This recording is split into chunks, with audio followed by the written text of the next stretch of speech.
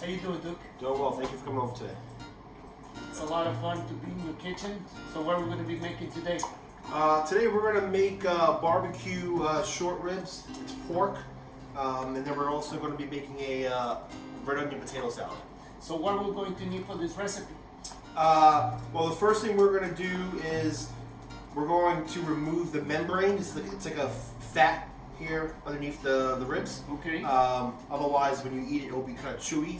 You know, all the other pieces of fat will get reduced when you cook it, but this little fat membrane will give it a chewy experience, which we don't want, right? Okay. So you have to kind of get underneath it, pull it while you're doing it. You can kind of get underneath it. So we got brown sugar here. Yep. We have cumin.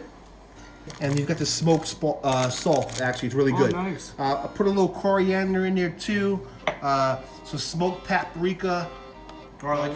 And then we've got some black pepper here as well. And salt. Sea salt. Okay, so we're getting ready to make a rub. The rub is the most important part of making really good ribs. I generally don't really like to measure stuff out. I cook basically more on feel. Exactly, instinct feel. The brown sugar is like really like your basic. That's about a half a cup. You can kind of start there. Let's say half a teaspoon of the cumin. There, I'm gonna sprinkle a little coriander. So maybe that's 1/4 of a teaspoon. Okay. And then I've got some smoked paprika. I'm gonna put that inside as well. And what I like that can be 1 teaspoon.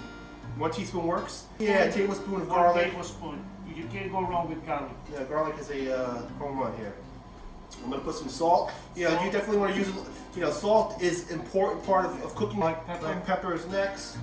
With like a half a teaspoon. Yeah, about a half a teaspoon. That's fine. Yeah, Peruvian smoked salt here.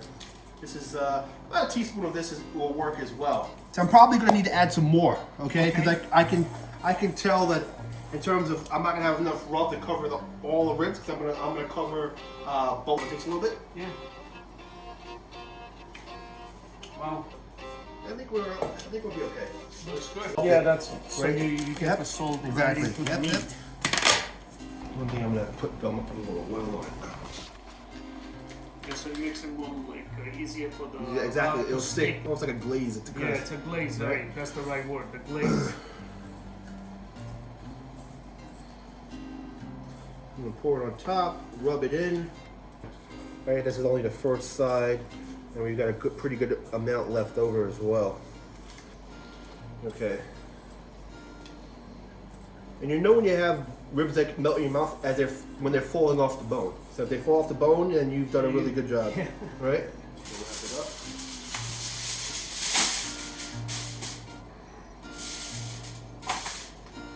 So I'm gonna not waste anything. I'm gonna just transfer this, right? That's the beauty about using the aluminum foil. It works really well. Yep. Wrap it up.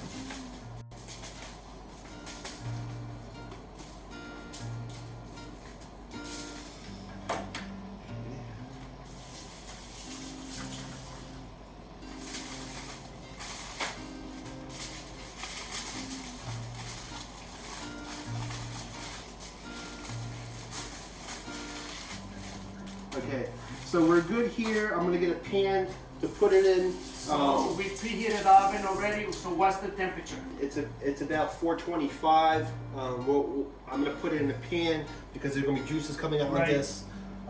We'll let it cook for about an hour and a half, and then we'll kind of check on it, make sure everything's going well.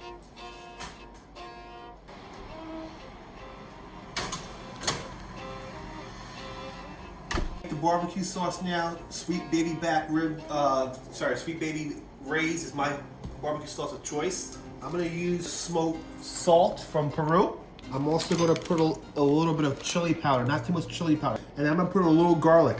So it's gonna be like my little twist of the barbecue sauce. Fresh garlic. Yeah, that's fresh garlic. Fresh garlic, yeah, minced garlic. Put it inside, we don't wanna add that much. And then I'm gonna put a pinch of the smoked spice here, okay? But say people don't have that, how can they replace it? You know, you can get like a smoked, there's like smoked spices you can get. Okay. Like a smoked rub, if you will, they have those. The chili powder, like I mentioned, you don't want to put too much, otherwise it's going to really knock your socks off, so to speak. So I'm just going to put like a little pinch, and that's it right there. That's Duke's special sauce for the ribs. Yeah, I like to add my twist No, I to like that, enhance you know it a what I little mean? bit, you know. Okay, so we took the ribs out of the oven. They cooked for about 2 hours. One thing we talked about, and you can see here, you see that the bone is showing more and the meat has reduced, right? So we know that we've done a pretty good job of cooking this pretty tender. But like I said, you want to shoot to have a tender rib. It's falling off the bone, and we can see it's pretty much falling off the bone, which is what we were shooting for. So right now, I'm gonna take it out of the foil, let it rest in the platter, and then about 10 minutes, I'm going to put it back in the oven, and we're going to cook it with the barbecue sauce. Okay. Now I don't have a brush, so I'm just using the spoon to apply this barbecue sauce. You ready for it? Oh, look at the color, nice. Okay.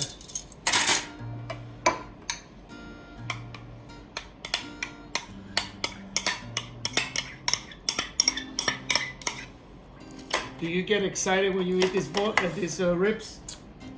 Very excited, especially when they're nice and soft. So how long are we gonna put in the oven for? Oh, let's say about 5-10 minutes. And the temperature in the oven right now is? Yeah, I'm gonna bring it to, it's 300 now, I'll bring it to 275.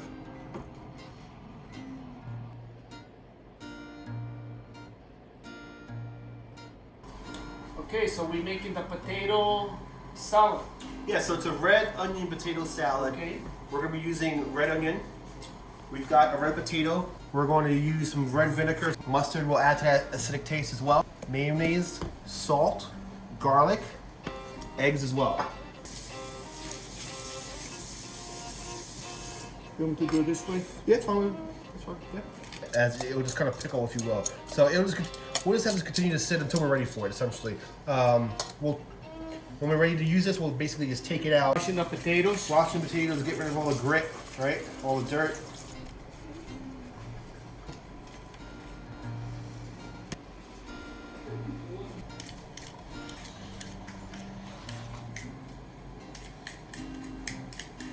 Okay, I'm just gonna cut these into quarters as I'm doing now. So they basically. So they cook a little faster. Yeah, exactly. They're like little wedges, Yeah. right?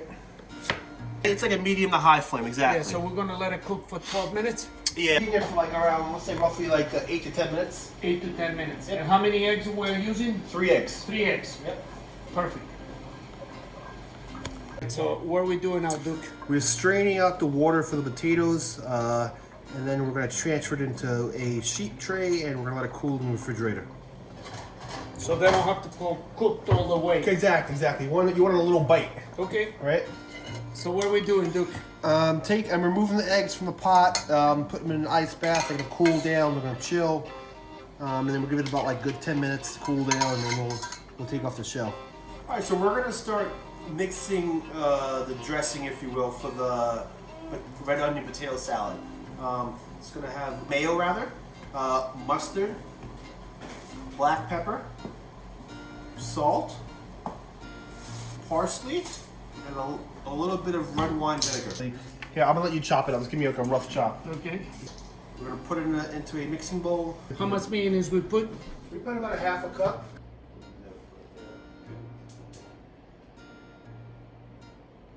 See, the thing about the mustard. Yeah, mustard is strong.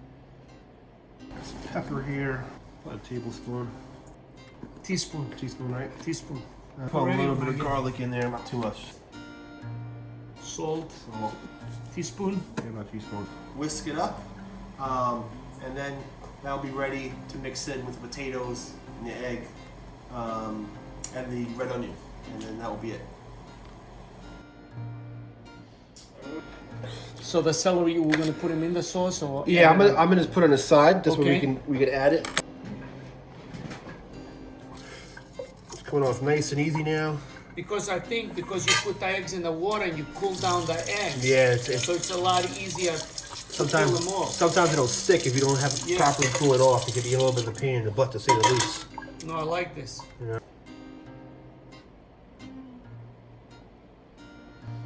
So we have the potatoes. You had them in the refrigerator for how long? They were cooling for about a good 15-20 minutes. So you took out the heat. Correct. We do reduced the heat, brought it down to a nice cold temperature.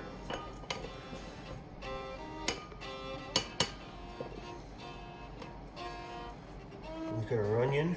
Look at everything, I'm getting really hungry. I'm gonna start to mix.